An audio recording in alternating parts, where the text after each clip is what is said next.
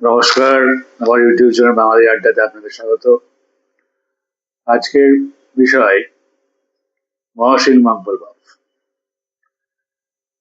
রাজনীতি ছিল আমার আদর জায়গা, কিন্তু এখন বুঝি যে জীবন তার চেয়ে ঢের বড়।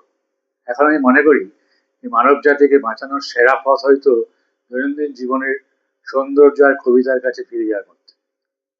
সাইট অ্যান্ড সাউন্ড এ দেওয়া এক সাক্ষাৎকারে বলেছিলেন মহসিন মকবুল। কিন্তু কে এই মকবুল? আর বর্তমানে তার প্রাসঙ্গিকতায় বাকি। মকবুল সেই ব্যক্তি আফগানিস্তান নিয়ে গত শতকের শেষ 2 দশকের যার ভাবনা ছিল বিস্তর। যখন আফগানিস্তানে প্রস্তাবনা ছাড়া লালায়িত হওয়ার মতো কিছুই ছিল না, ফলে বিশ্বের সংবাদে আফগানিস্তানের কোনো জায়গা ছিল না, সেই সময় তিনি গোটা আফগানিস্তান চষে বেরিয়েছিলেন। প্রতিদিনের মানব জীবন সচক্ষে দেখেছেন। তাই তো আফগানিস্তান নিয়ে নিজের এক প্রবন্ধে সেই সময় তিনি অকপটে লেখেন, এই লেখাটা যদি আপনি মন দিয়ে আগাগোড়া পড়েন, তাহলে আপনার প্রায় ঘন্টাখানেক সময় লাগবে। ওই 1 ঘন্টায় আফগানিস্তানে অন্তত 14 জন মারা যাবে, যুদ্ধের কারণে বা খিদের জ্বালায়। ওই সময়ের মধ্যে অন্তত 60 জন দেশ ছেড়ে অন্য কোনো দেশে সেফ হবে বলে হয়ে যাবে। আর এই লেখা কেন এই সর্বনাশ, মৃত্যু আর ক্ষুধা, তার কারণ বর্ণনা করবে। এ তো বর্তমানেরই কথা, এ তো অতীত নয়। এই তো সেদিনের আফগানিস্তানের কথাই বলছে।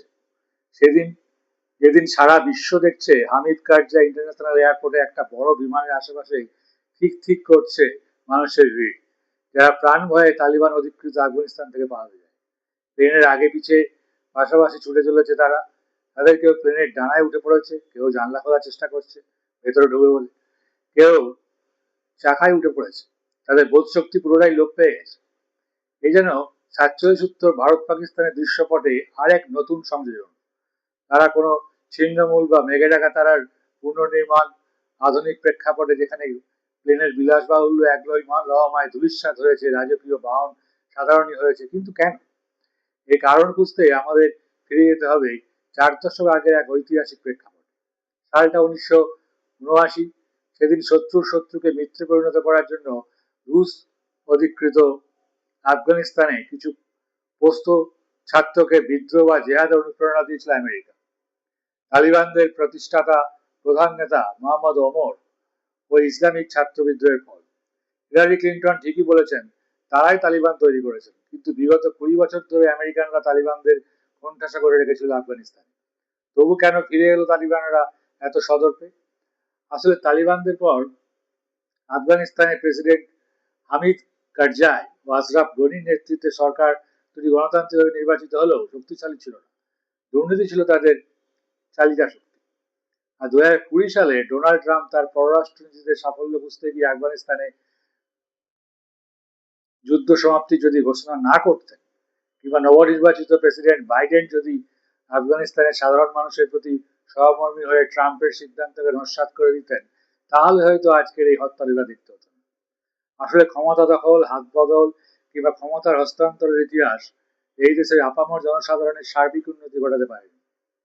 কোনো বিদেশি শক্তি এদেশে টিকতে পারে না, আবার দেশি শক্তিও এদেশের স্বাবলম্বী ও শস্য শ্যামলা করতে পারে না। তাই উন্নয়ন বা শিক্ষা নয়, এদেশে বারবার ফিরে আসে ধর্ম, শরিয়ত ও লাইট মেশিন গান।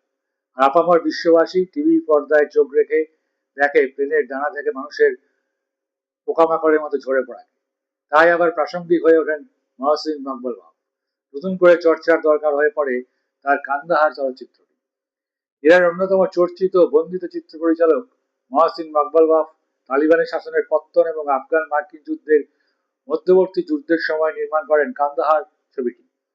ছবিটি হয়তো মকবুলের শ্রেষ্ঠ ছবিগুলির তালিকায় পড়ে না, তবু কান্দাহার গুরুত্বপূর্ণ, কারণ এই ছবি নির্মাণের সময় আফগানিস্তান সম্পর্কে মহসিন মকবুলের অভিজ্ঞতা পশ্চিম এশীয় জাতিরাষ্ট্রের ধারণা বুঝতে সাহায্য করে। মকবুল সরাসরি সীমান্তের রাজনীতি বিষয়ে ছবি করেন। তার দুটি ছবি আলোচনার বিষয় হতে পারে, যদিও ছবি দুটির বিষয় মূলত আফগান সমস্যা, তথাপি দুটি ছবিতেই পশ্চিম এশিয়ার দেশগুলির সীমান্ত সমস্যায় প্রধান হয়ে ওঠে। দক্ষিণ কোরিয়ার পুসান ফিল্ম ফেস্টিভ্যালে 2000 সালে তাকে প্রশ্ন করা হয় তার পরের ছবির বিষয় কি। মকবুল উত্তর দেন, আফগানিস্তান। বিভ্রান্ত সাংবাদিকরা প্রশ্ন করেন, আফগানিস্তান কি? মকবুল নিজের কাছে এ এক বড় প্রশ্ন, কেন দক্ষিণ কোরিয়ার মতো একটি এশিয়ার দেশের মানুষও আফগানিস্তান বিষয়ে এতটা অজ্ঞ?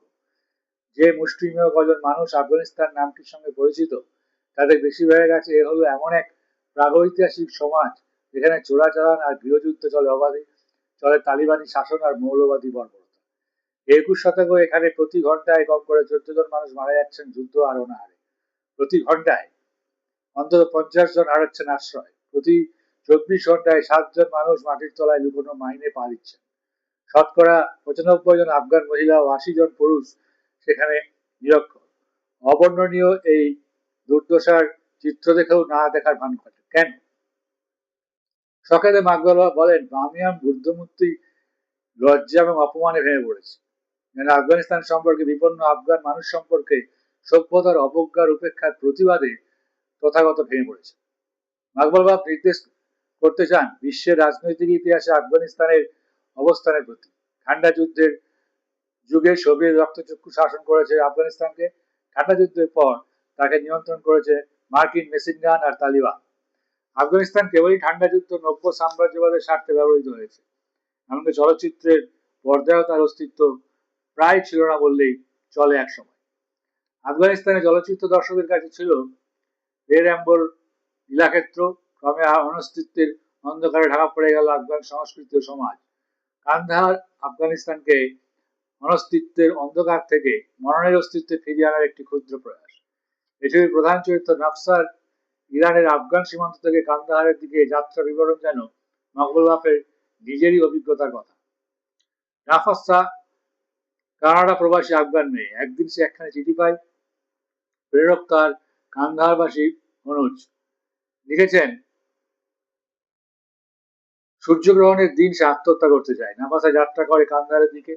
সূর্যগ্রহণের আগে তাকে পৌঁছতে হবে কান্দাহারে। একটি মায়ের যাত্রা আফগান মরুপ্রান্তরে। কিছুটা বাইরের দৃশ্য ইরান আফগান সীমান্তে তোলা, বাকিটা পাক আফগান সীমান্তে।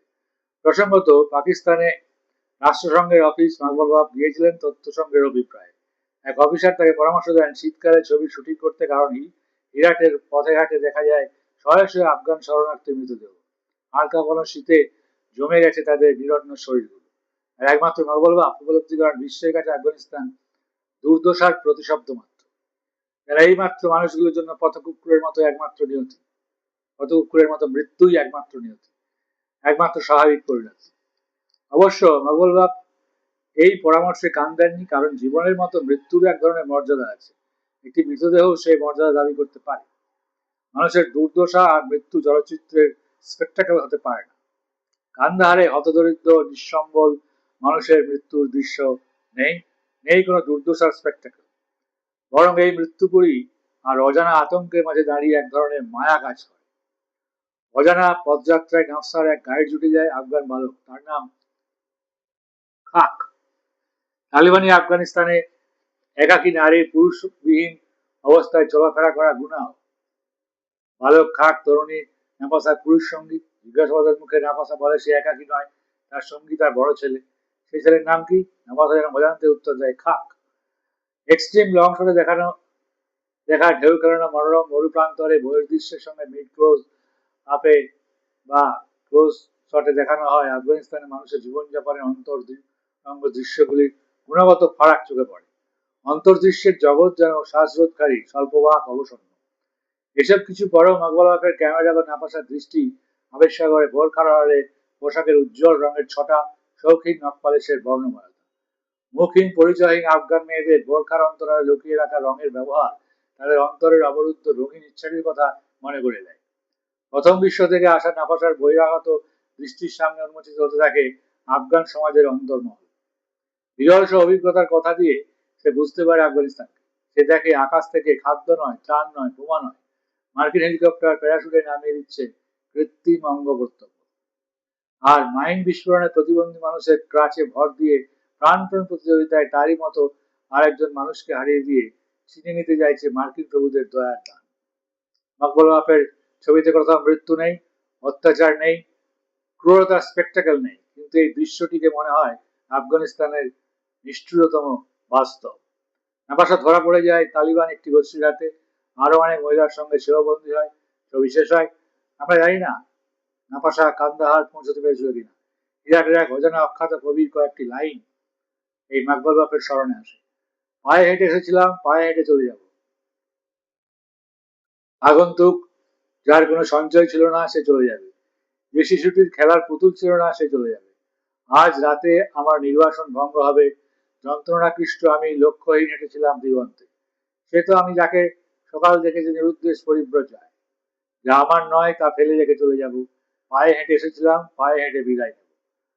আজকের যদি বিরাটের এই অখ্যাত কবি এই কবিতার পুনর্নির্মাণ করতেন, তাহলে লাইনগুলো হতো এরকম: এরোপ্লেনের ডানা থেকে টুকটাক ঝরে পড়বো শান্ত বাতাসে সাঁতার কেটে কঠোর বাস্তবের মাটিতে। আমার এই বক্তব্য যদি আপনার ভালো লাগে তাহলে এই চ্যানেলটিকে আপনারা সাবস্ক্রাইব করবেন, লাইক করবেন এবং কমেন্টও করতে পারেন।